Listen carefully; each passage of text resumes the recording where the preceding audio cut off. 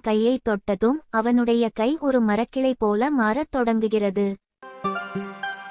நீலா குளக்கரையில் அமர்ந்து ஏதோ எழுதி கொண்டிருக்கிறாள். புப்பு ஒரு குச்சியால் குளத்து நீரை அடித்து விளையாடுகிறான். அப்போது ஒரு பெரிய தவளை குரோக் குரோக் என்று சத்தம் போட்டு ஒரு தாமரை இலை மேல் குதிக்கிறது. அக்கா, அந்த பாரு, இவ்வளவு பெரிய தவளை. நான் இதை பிடிச்சு என் டப்பாக்குள்ள போட போறேன். சிட்டுக்குரங்கு ஓடிவந்து புப்புவின் கையில் இருக்கும் குச்சியை பிடுங்கி எறிகிறது.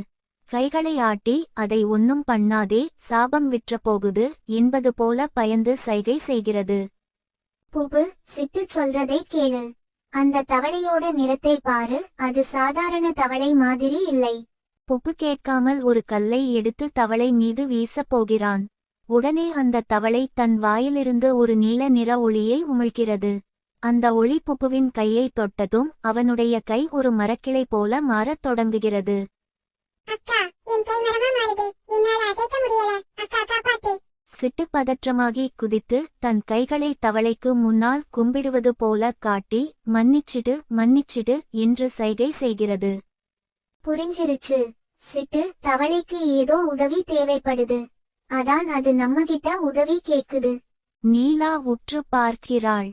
அந்த தவளையின் பின் காலில் ஒரு பெரிய முள் குத்தியிருப்பது தெரிகிறது. நீலா மெதுவாக தவளையின் அருகில் சென்று, உனக்கு நான் உதவறேன், பயப்படாதே என்று கூறி மென்மையாக அந்த முள்ளை எடுக்கிறாள்.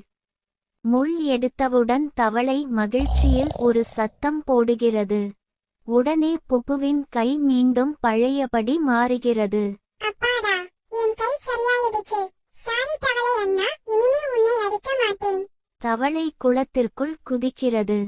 சிட்டு தன் கைகளை தட்டி நடனமாட நீலா புப்புவின் தலையில் செல்லமாக ஒரு குட்டு வைக்கிறாள். மூவரும் சிரிக்கிறார்கள்.